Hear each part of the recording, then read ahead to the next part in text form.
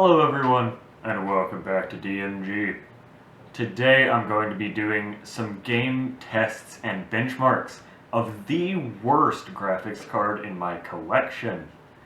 Now, go ahead and put down in the comments what you think it is. I really like when people put things in the comments and then realize later in the video that they're wrong.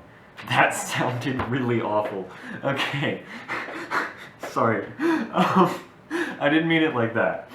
Anyway, it's not a GeForce 210, so if you guessed that, you're wrong.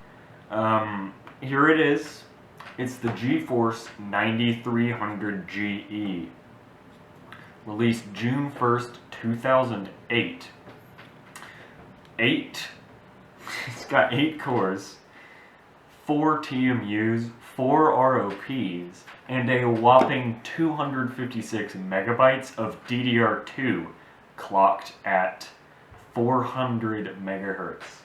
So actually, this stick of DDR2 800 RAM uses the exact same chips as this card right here. The eBay seller I bought it from wrote Quadro FX370 on the back. They actually spelled Quadro wrong as well. But, so, you know, the reason I have this card is because I bought it thinking it was a Quadro FX370. So basically I just have a really awful graphics card that is also an imposter. But anyway, back to what I was saying. This Hynix RAM stick and these chips are exactly the same. They're both made by Hynix. They're both DDR2 clocked at 400 megahertz, but technically 800 because it's a double data rate. Point being, it has slow RAM. And if I recall correctly, the core is clocked at around 500 megahertz. And it has a strange array of ports on the back. This is not DVI, this is DMS59, which with a breakout cable turns into 2 DVI ports or 2 VGA ports magically. It used to be a pretty common thing on like smaller systems, and it also has S-video, pretty common on graphics cards in the 2000s, but you know, as late as 2008 is a bit strange. This is the latest graphics card I have actually with S-video. The rest are early 2000s. Anyway, point being, this is not a good graphics card. In fact, I might go as far as to say it's bad. But, you know, let's go try it out upstairs to see just how awful it is. Before I get into the benchmarks, actually, sorry, that was a segue that didn't actually change where I was. I want to say some more things about this card. It's DX10. It's DirectX 10. It's DirectX 11.1, but only 10.0. So basically, it's DirectX 10, which means a lot of modern stuff won't run. You know, OpenGL-based things will probably run, like a couple wider games, and of course older stuff like Unreal Tournament 2004 will run.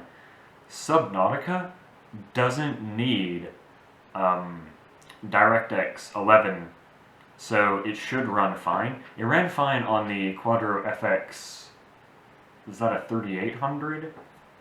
From quite a while back. So hopefully it will run fine on this GeForce card, which performs, I think it's about 20% worse than the GeForce 210. But yeah, let's get into the benchmarks. Alright, here we go. We're on to the benchmarks section. So we can see here we've got our 9300 GE GPU. This is revision A2, because I think there were a lot of different revisions of the 9300 GE. It's running at PCIe X16 2.0, which is what it's supposed to. Here we can see it's got DirectX 10 support. Here's our 256 megs of DDR2 at so our GPU clock is 540 megahertz and memory is 500. I thought it was 400. That's what I had read online.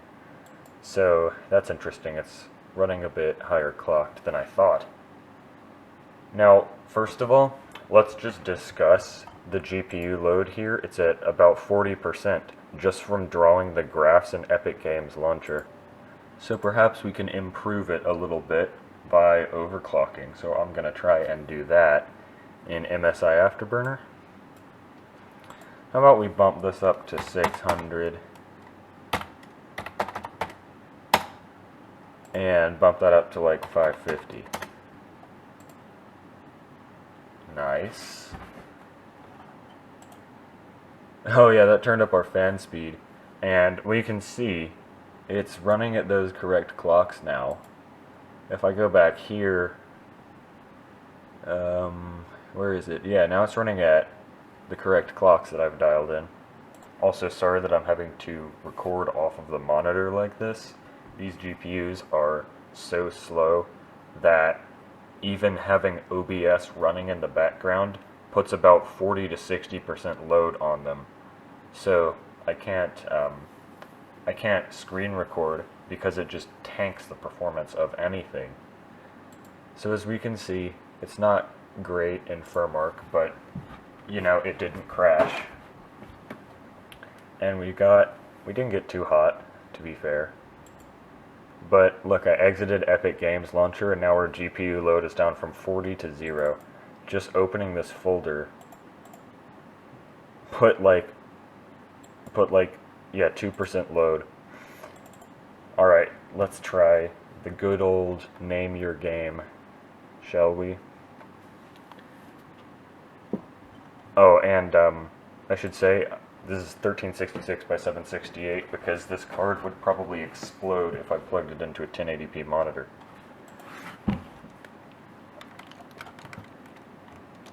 Okay, that's actually like decent. It's not good, but okay, about 16 FPS. The input lag is the main problem. Let's see, let me kill these guys and then see if I can demonstrate it. There's like an entire quarter-second delay between moving the mouse and the characters like doing something. Oh, if I just put the mouse on screen. This is a wireless mouse, but that's not what the lag is from. This is a perfectly usable wireless mouse in any other situation. It's the GPU that's the issue. Okay, so we're getting like... Oh, it's going into the 20s now. He was not taking damage for a second there, but I was hitting him. Okay, yeah. So the game is just running very awfully. However, it is running. I will give it that. Any modern integrated graphics will do way better than this. Like, on that HP all-in-one computer with the Intel Atom, it ran this game a lot better. And it was a very low-end model, but it was from like 2016. And it definitely beat this graphics card from 2008. So, let's see. We'll get like a full view of the landscape. Once it starts having to draw all of those little guys, the input lag just increases. I could imagine what this would be like at a higher resolution. This one has a lot more textures, so it can be a bit more VRAM heavy, as opposed to the FPS game, which only has like a couple textures. And the whoops, the DDR2 memory on the card is definitely not helping there.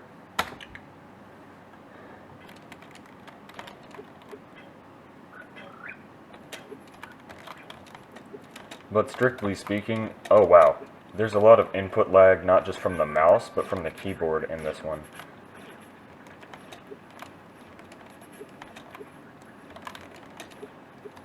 Oh wow. Okay, so this one runs even worse than the Lego game, because it's more VRAM heavy. It's lighter on the actual GPU part, but it's more VRAM heavy. I think next we're gonna try the famous AAA title, Crossy Road. Why am I so good? I'm just so good.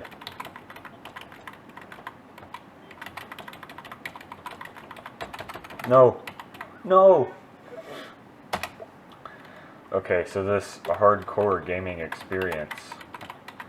I'm actually kind of cracked at this, not gonna lie. It's been years since I've played. But you know, such hardcore gaming experiences are definitely fine with this card. Watch me beat my high score, or not. So yeah, it's performing fine. I honestly don't know what I expected. Next we're playing another well-known AAA title from Ubisoft. If it can't run this, I don't know what it can do.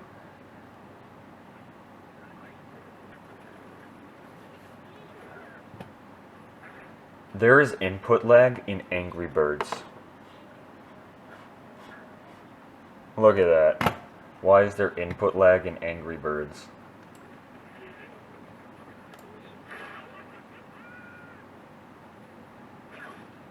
Oh. Yeah, so it looks like the particle effects really do throw it off, which is, you know, again, it's Angry Birds, come on. Yeah, it seems to be running fine now. It just had a lot of trouble in the beginning.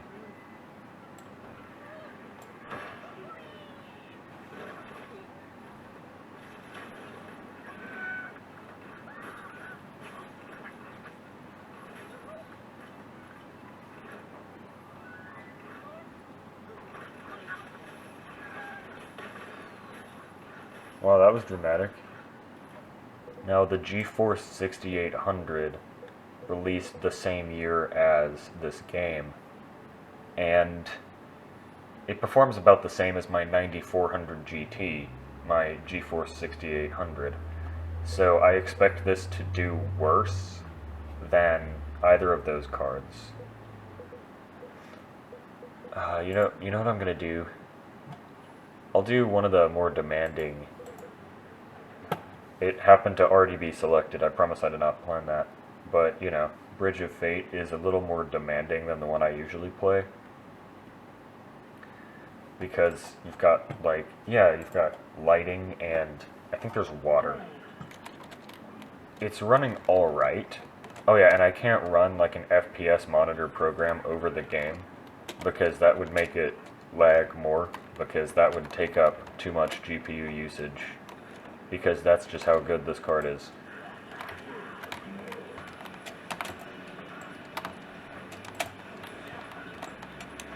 I really struggled with the particle effects there, you might have been able to see. Ooh, this room really lags it because it has the lighting, the flag waving, and the water effects. So that did seem to, you know, cause a little lag. The link gun is probably the thing that causes the most lag, honestly, because it has particle effects and lighting effects, and that does seem to trip up this GPU quite a lot.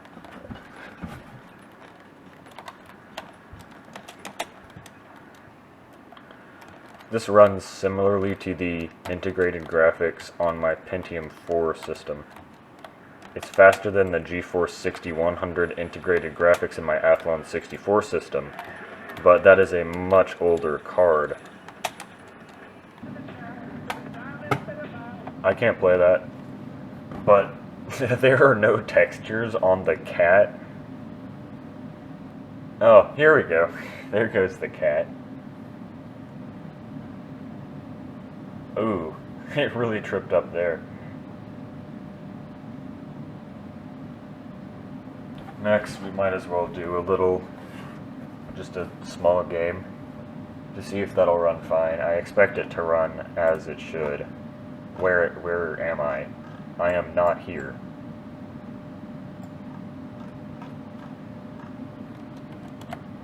Alright, that took a while to render. Oh no. Why? Okay, there we go. There's the rest of my body. Okay. Who played this and survived 5,000 times? Like, don't you have something better to do with your life? If you don't move the camera at all, it's fine. But as soon as you start moving the camera, oh yeah, especially when there are other players around, it just runs awfully. Or sorry, let me turn up the brightness a little bit. Should be a bit better.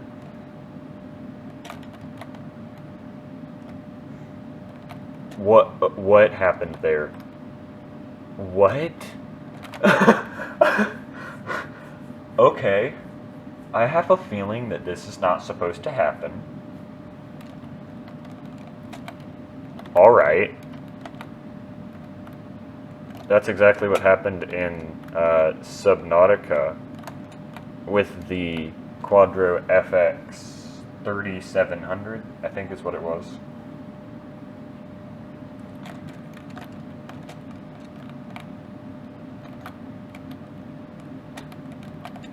That happened in Subnautica on the FX 3700.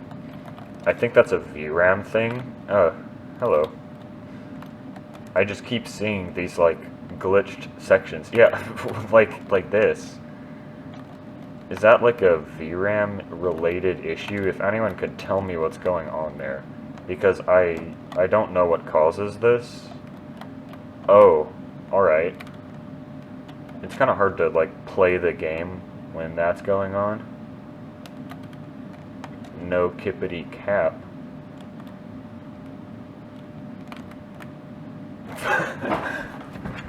This is how it was intended to be played. This is the ideal gaming experience. This is perfect. This is exactly what I want from my video games.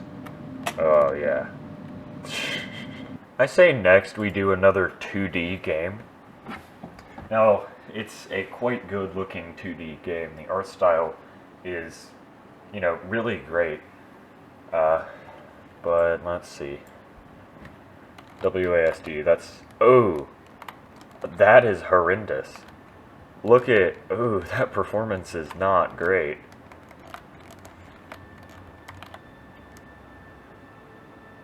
Again, this game looks fantastic. Until you start moving on this card. I bet I'm going to need to turn down the render distance quite a lot. Because on the FX 3700... Again, I hope I'm referring to the right card. Was it an FX 3800? I'm not sure. But on the Quadro FX that I tested recently, you know, a couple months ago, Minecraft did not run very well. Like, it ran okay, but there was a lot of input lag. And that's something I notice in every game with a low-end card like this. Oh. That is a lot of input lag. Here, let me put the mouse on the screen again. Oh, hey, it's a thing. What's it called? The thing, you know, the thing. You can probably see just how much input lag there is. How useful.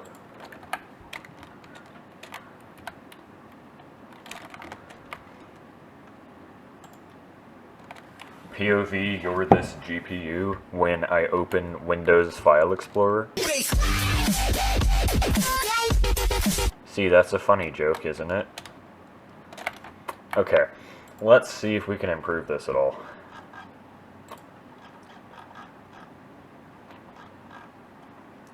We're gonna turn it down to 5, turn off anti-aliasing, and all of this nice stuff. Boom, boom, boom, boom, boom. Alright, here we go. Oh, that looks awful. We still get the input lag, but the FPS itself is a lot higher. Now, granted, there is a little less input lag, but, you know, it's still not very pleasant. The shading down here is not very great looking either. But, you know, once you get the fire effects from the forest that I definitely didn't burn down, it starts to lag quite a lot more. Like, the input lag increases and the FPS decreases. Well, it's running, just not very well.